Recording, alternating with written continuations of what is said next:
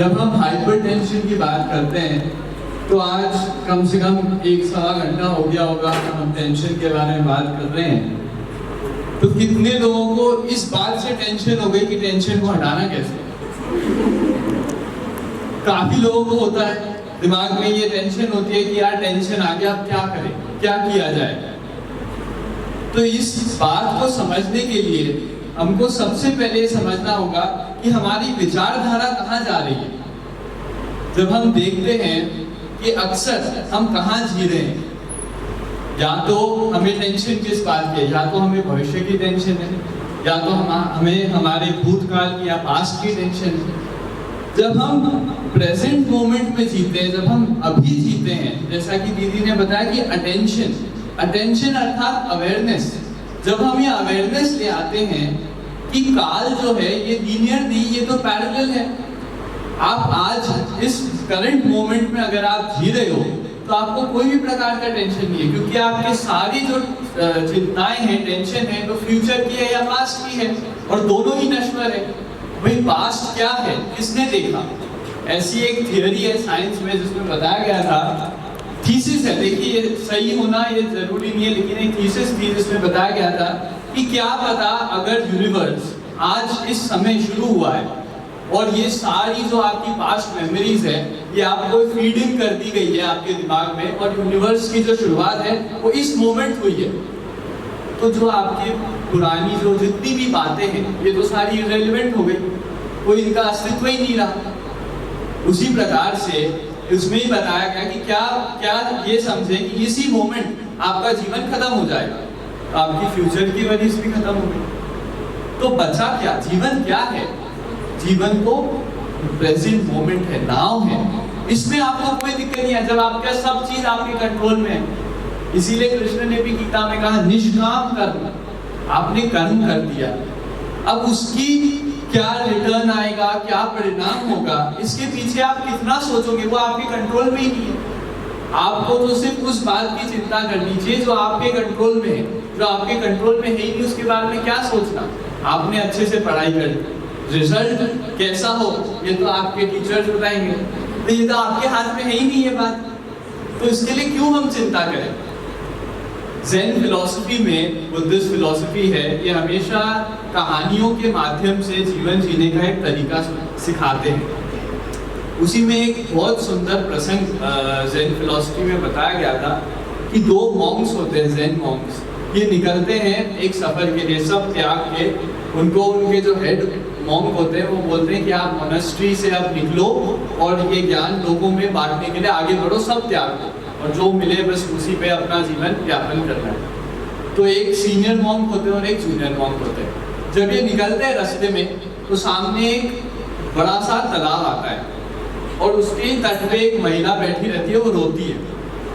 तो मॉन्क पूछते हैं भाई क्या हो गया आगे, तो वो महिला बताती है कि मुझे ये तालाब क्रॉस करना है लेकिन मैं चल नहीं सकती, तो मुझे अगर कोई उठा के वहाँ पहुँचा दे तो मैं शायद पहुँच जाऊँ।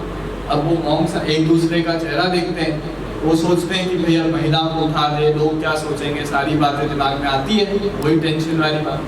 तो उसमें से जो सीनियर मॉन्क होता है वो तुरंत वो महिला को उठाता है और नदी के उस पार करके वो आगे निकल जाते हैं।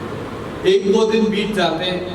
जो जूनियर मॉन्क होता है उसके दिमाग में प्रश्न उठता है कि यार ये गलत किया इस आदमी ने, क्यों, क्या जरूरत थी, लोगों ने देखा, लोग क्या सोचेंगे कि बुद्धिस्ट मॉन्क यही सब काम करते हैं। वो आगे निकलते हैं। तो उसने बोला 2 दिन बाद कि चलो बात करते हैं कि ये मॉन्क ने ऐसा किया क्यों। तो वो प्रश्न पूछते हैं कि भाई आपने क्यों उस महिला को वहाँ पे किया जब सब लोग देख रहे थे। तो बुद्धिस्ट मॉन्क ने एक बहुत सुंदर जवाब दिया। उनने बोला कि मैंने तो उस महिला को एक तट से दूसरे तट पे ले आया और वहीं पे छोड़ दिया, लेकिन तू तो 2 दिन से उसको लेके बैठा है दिमाग में। तो कौन गलत है? जिस व्यक्ति ने भाई इन द मोमेंट, आप प्रेजेंट मोमेंट में आपने वो कार्य कर दिया, बस दैट्स इट। अब आप उसके बारे में सोच रहे हैं, उसके बारे में टेंशन पाल रहे हैं, तो ये किसके लिए? आप अपने आप में ही तो मर रहे हैं। इस बात को समझना, इस बात की अवेयरनेस लाना, अटेंशन लाना, मैं मानता हूँ कि शायद ये हमारे एक जीवन जीने का एक तरीका सिखा सकता है कि आगे हमें कैसे रहना है, टेंशन मुक्त कैसे होना है। ये छोटे छोटे ज्ञान के पल होते हैं वैसी एक सुंदर प्रसंग, क्योंकि हमारा हिंदू धर्म, हमारा सनातन धर्म भी हमें काफ़ी चीज़ें सिखाता है, तो उसकी भी बात करना हमें अत्यंत ज़रूरी है। आज हमारी दादी माँ ये सब हमें कहानियाँ बताती थी कहीं कि भाई किस प्रकार से जीवन जिया जाए।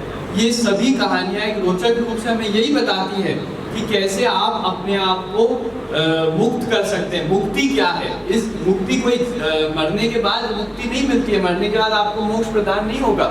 मुक्त तो वो इंसान है जो इसी जीवन में आहार, निद्रा, भय, मैथुन इनसे मुक्त हो गया, क्योंकि ये तो पशु वृत्ति है, पशु भी ये काम करते हैं। इन चीजों से अगर आप मुक्त हो गए तो आपको मोक्ष प्राप्त हो गया इसी जीवन में। आपको कोई अगला जन्म लेने की जरूरत नहीं है, कोई जीवन के बाद क्या होगा इसके बारे में सोचने की जरूरत नहीं है। आज ही आप ये निर्णय ले लीजिए। जिस प्रकार से एक बार शिव जी ने और पार्वती जी का एक प्रसंग आता है, उसमें कहा गया था कि शिव जी एक दिन पार्वती मैया पूछती है कि आप पूरे समय ध्यान में विलीन रहते हैं, इतना आपने ध्यान कर लिया, कुछ तो ज्ञान की बात बताओ कि भाई क्या सीखा आपने इन ज्ञान से, भाई तो ताकि हम भी समझे बात। तो उस समय पार्वती मैया और इनकी चर्चा शुरू होने जा रही होती है। उसी समय काकभूषणी नाम के एक संत से वो कौवे का रूप लेके डाल पे बैठ जाते हैं कि भाई शिव जी अगर ये ज्ञान देंगे तो सबसे पहले अपन इसको सुन लेंगे। लेकिन उनसे एक गलती हो गई कि कौवे का रूप ले लिया, अब ज्ञान तो सुन लिया, अब दे कैसे, कहाँ निकलती रहती है, कौन सुनेगा ज्ञान। उसी प्रकार से आज की भी यही परिस्थिति है। अब अगर कोई किसी को ज्ञान दे तो लगता है कि कौवे कोई ज्ञान समझना नहीं चाहता। क्या आपको पता नहीं है कि टेंशन आपके लिए बुरा है? क्या आपको ये पता नहीं है कि आपको अच्छे कार्य करने चाहिए, चोरी नहीं करनी चाहिए? ये सारी चीजें पता है, लेकिन कोई सुनना नहीं चाहता। तो उसका एक बहुत सुंदर दोहा मैं उससे इस बात को समाप्त करना चाहूँगा। वो दोहा ऐसा है कि निज अनुभव अब कहूँ खगेशा, बिनु हरि भजन न जाई कलेशा, राम कृपा बिनु सुनु खगराई, जानी न जाई राम प्रभु पाई। यानी बिना हरि भजन के आपके कलेश नहीं मिट सकते। तो हमारी दादी माँ जो हमें बताती थी कि हरि भजन करो, क्योंकि हरि भजन में जब हम अपने आप को समर्पित कर देते हैं तब हम हमारे जीवन की लगाम उस ईश्वर को दे देते हैं कि अब तू चला। जाई विधि राखी जाई विधि सीताराम सीताराम सीताराम कहिए, जाई विधि राखे राम ताई विधि रहिए। जिस प्रकार से हमें राम जी रख रहे हैं उसी प्रकार से रहो, संतोष रखो, संतोषम परमम सुखम। ये शास्त्रों का ज्ञान है जो हमें कई पीढ़ियों से आ रहा है। ये क्यों था? इसीलिए कि ताकि मन शांत हो, ताकि हम जीवन और सरलता से जी सके। इसीलिए धर्म की स्थापना हुई, इसीलिए ये सारे जो हम देखते हैं संस्कृति, इसकी स्थापना हुई ताकि हम शांत रूप से जी सके। तो आज आप सभी से यही आग्रह करूंगा कि जिस प्रकार से पहले भी इसी मंच पे हम संतों को भी इनवाइट किया था, संतों ने भी उनके आशीर्वचन रखे। आज ब्रह्मा कुमारी परिवार से आए, ये भी संत रूपी हैं। इस प्रकार से सत्संग और भी अधिक रूप से चलते रहे हमारे कॉलेज में, हमारे नर्सिंग स्टूडेंट्स को ज्ञान मिले। तो आखिरी में संत समागम, हरि कथा, तुलसी दुर्लभ होए, सूद धरा और लक्ष्मी तो पापी के भी होए। बात तो सही है।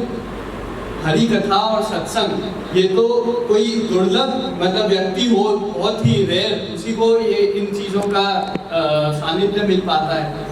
बाकी पैसे, धन दौलत तो हर किसी के पास होता है, बाकी के पास भी होता है। तो इन चीज़ों पे हम चिंतन करें और पुनः आप यहाँ पधारे, उसके लिए बहुत बहुत धन्यवाद।